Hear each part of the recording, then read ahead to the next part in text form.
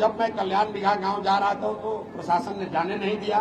तो ये बताता है कि प्रशासन कितना डरा हुआ है कि नीतीश बाबू के अपने गांव में वहां पर भी वो ये नहीं कह सकते हैं कि इस तीन बिंदुओं पर वो विश्वास के साथ ये कह सके कि लोगों के साथ अन्याय नहीं हुआ है। तो ये कार्यक्रम चल रहा है। इस दो कार्यक्रम के संदर्भ में आप लोग से मुलाकात भी हो रही है। अब आपके जो सवाल हैं वो आप सवाल कर सकते हैं। बहुत बहुत धन्यवाद। मेरे अलावा जो लोग यहाँ बैठे हुए मेरे साथी, इनको मोतिहारी की, पूर्वी चंपारण की हमसे बहुत बेहतर समझ है। तो अगर आपका कोई सवाल होगा तो आप इनसे भी सीधे कर सकते हैं, कोई दिक्कत नहीं। आपका आवाज ही नहीं सुनाई पड़ी।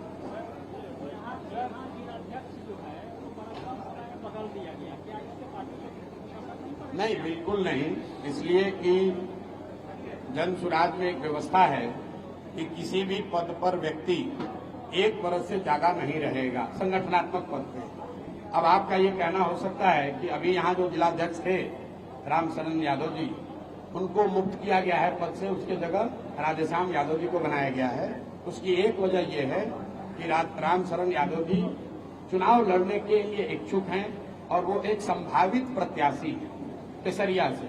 तो ये दल में ये बताया गया था कि जो लोग भी संभावित प्रत्याशी हैं, अभी वो सर्वे का काम चल रहा है।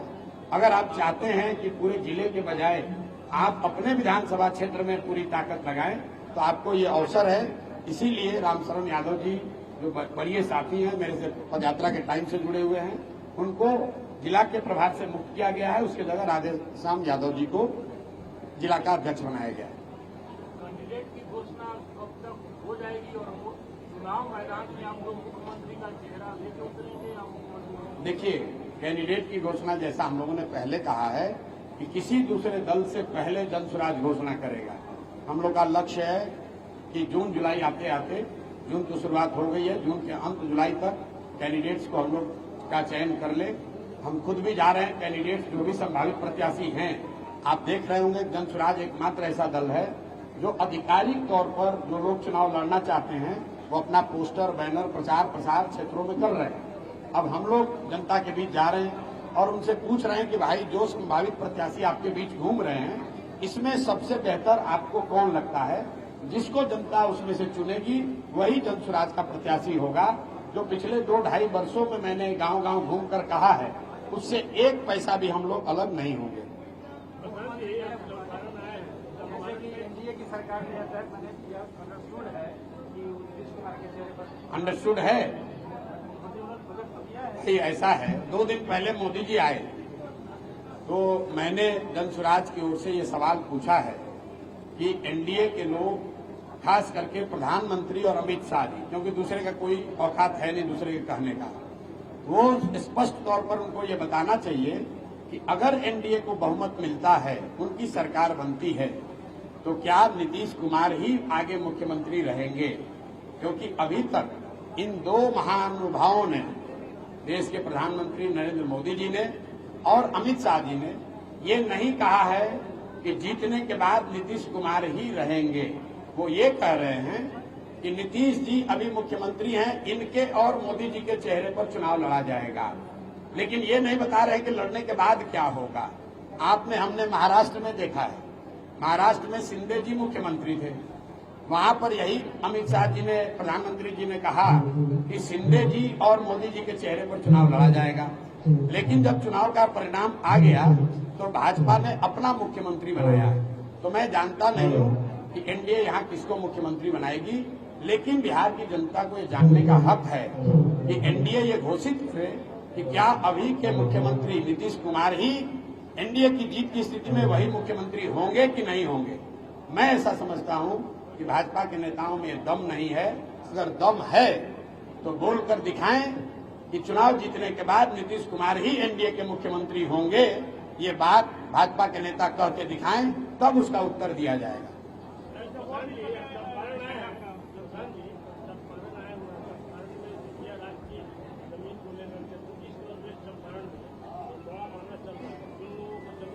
भाई बेतिया राज, सुनिए, बेतिया राज की जमीन का जो अधिग्रहण का मामला है, मैंने आपको बताया कि अभी जो सरकार है इसको चलाने वाला कोई मुखिया नहीं है। नीतीश कुमार शारीरिक और मानसिक तौर पे बिल्कुल सक्षम नहीं है मुख्यमंत्री पद पर बने रहने के लिए। ये बात हम लोग पिछले 3-4 महीने से कह रहे हैं। कई बार मैंने कहा भाई मेडिकल जांच कराकर बुलेटिन जारी करना चाहिए। चलो वो नहीं मानोगे तो अपने मंत्री परिषद के सदस्यों का नाम बता दो तो भी हम लोग जान जाए कि आप स्वस्थ हैं। आपने कल देखा कि मंत्री परिषद के साथियों का नाम तो छोड़िए, नीतीश कुमार देश के प्रधानमंत्री जो स्टेज पर बैठे थे उन्हीं का नाम भूल गए। आप जरा समझिए, हंसने की बात नहीं है। बिहार के सामान्य परिवार के लड़के अगर वो सिपाही बनना चाहते हैं, शिक्षक बनना चाहते हैं, तो उनका फिजिकल फिटनेस टेस्ट होता है, मेडिकल कराया जाता है। अगर आप फिजिकली मेंटली फिट नहीं है तो आप सिपाही मास्टर नहीं बन सकते। लेकिन ऐसा कैसे है कि 13 करोड़ लोगों का मुखिया, सब आदमी ये कह रहा है भाई उनकी तबीयत ठीक नहीं है, फिर भी भाजपा वाले उन्हीं को थोपे हुए हैं। क्यों थोपे हुए हैं? ये आपके और समाज के चर्चा और उनके निर्णय का विषय है। मैं ऐसा समझता हूं कि चाहे बेतिया राज के अधिग्रहण का मामला हो, लॉ एंड ऑर्डर का मामला हो, या सरकार की ओवरऑल जो फंक्शनिंग है, इस सरकार का मुखिया शारीरिक मानसिक तौर पर फिट नहीं है। सरकार को मुख्यमंत्री नीतीश कुमार नहीं चला रहे हैं, 3-4 रिटायर्ड ब्यूरोक्रेट जो उनके सलाहकार हैं वो लोग चला रहा है, और 3-4 उगाही मंत्री है। मैं उनको कहता हूं सब उगाही मंत्री है। जो 4-5 महीने बचे हुए हैं ये लोग लूटने में लगे हुए हैं। जिस सरकार का कोई मुखिया नहीं होगा उसमें इसी तरह के कानून बनेंगे, इसी तरह की गलतियां होंगी। आप देख रहे हैं कानून व्यवस्था की हालत, रोज मर्डर हो रहा है, रोज हंगामा हो रहा है। लेकिन आपने सुना कि नीतीश कुमार ने लॉ एंड ऑर्डर के रिव्यू के लिए कोई बैठक बुलाई है? क्यों नहीं बुलाया है? क्योंकि नीतीश कुमार को वो स्थिति ही नहीं है जो कोई बैठक बुलाए उसमें रिव्यू करे। आपने कोई नीतीश कुमार का पत्रकार वार्ता देखा पिछले 4-6 महीने में? आपने नीतीश कुमार को कोई भाषण देते सुना? भाई वो कागज लेके पढ़ रहे हैं, और जो पढ़ रहे हैं उसमें भी आधी बात गलत बोल रहे हैं। किसी के सर पर गमला रख दिया, किसी के कंधे पर हाथ रख दिया, किसी का नाम गलत बुला दिया। कभी राष्ट्र, ऐसा कैसे संभव है कि जो आदमी 20 वर्ष से मुख्यमंत्री है, राष्ट्रगान बज रहा है और आदमी ताली बजाने लगे बीच में? ये कोई नए व्यक्ति तो है नहीं। तो कहीं न कहीं उनकी जो मानसिक हालत है वो स्वस्थ नहीं है, मानसिक तौर पर नीतीश कुमार स्वस्थ नहीं है। और मैं बिल्कुल इसको जिम्मेवारी से कह रहा हूं, अगर वो स्वस्थ हैं तो मेडिकल जांच कराइए, मेडिकल बुलेटिन जारी करा दीजिए। नहीं करा सकते हैं, अपने जितने मंत्री परिषद हैं, मंत्री परिषद के साथी है, कैमरे पर आकर उसका नाम बता दीजिए। अगर वो भी नहीं करना, अपने जो 5 आपके फेवरेट अफसर हैं वो अफसरों का नाम बता दीजिए कैमरा पर। नीतीश कुमार को कोई बात याद नहीं है, ज्यादातर बात याद नहीं है। जो लोग लिख कर देते हैं वही वो पढ़ते हैं। नीतीश कुमार को चारों ओर से लोगों ने घेर रखा है ताकि ये पता नहीं चले जनता को कि इनकी असली स्थिति क्या है। बेतिया राज की जमीन का अधिग्रहण का मामला सरासर गलत है, क्योंकि जो ऑलरेडी जमाबंदी हो गया, जिस जमीन का रसीद कट गया, उसका आप कैसे अधिग्रहण फिर से कर लीजिएगा?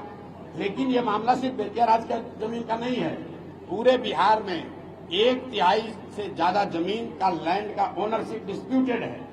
आप बेतिया राज अधिग्रहण से पहले भी जब मैं पैदल चला हूं तो पहाड़गंज में, गोविंदगंज में, अरेराज में सैकड़ों ऐसे लोगों से मिला हूं जो जमीन को जोत रहा है, रसीद कटा रहा है, लेकिन वो जमीन को बेच नहीं सकता है, वो जमीन पर लोन नहीं ले सकता है। लोगों का बेटी का शादी है, उसकी जमीन है लेकिन वो बेच नहीं सकता है। ये परेशानी पूरे बिहार में है। मैंने आपको पहले ही कहा कि जमीन भूमि सुधार के मामले पर जनसुराज पहले ही राज्यव्यापी एक आंदोलन चला रहा है, और बेतिया राज अधिग्रहण का जो पूरा कानून आया है सरासर गलत है और हम लोग उसके विरोध में खड़े हैं। वक्फ बिल का संशोधन आए हुए जमाना हो गया, अभी तक आपको हमारे पार्टी का स्टैंड ही नहीं पता चला। सबसे पहले बिहार में, अरे भैया रैली जो निकाल रहे हैं वो निकाले, कानून तो बन गया। हम लोग इसके पक्ष में नहीं है, हम लोग इसके विरोध में है। क्यों विरोध में है ये समझिए। विरोध में इसलिए नहीं है कि ये मुसलमान का मामला है या हिंदू का मामला है। विरोध में इसलिए है कि आजादी के समय जो इस देश के फाउंडिंग फादर्स ने कुछ बेसिक प्रिंसिपल्स तय किए थे समाज के विभिन्न वर्गों के लिए, जो वादे किए थे, अगर उसमें कोई आमूलचूल परिवर्तन लाया जा रहा है, संविधान में कोई आमूलचूल परिवर्तन लाया जा रहा है, तो जो भी सरकार या दल वो परिवर्तन ला रही है, उनकी ये जिम्मेवारी है कि जो वर्ग उससे अफेक्टेड है उसको विश्वास में ले। आप वक्त की बात कर रहे हैं, देखिए देश में कृषि कानून लाने की कोशिश की गई, कानून बनाया गया, लेकिन जो बहुत बड़े संख्या में किसान थे वो सहमत नहीं थे, तो अंततः सरकार को कानून वापस लेना पड़ा।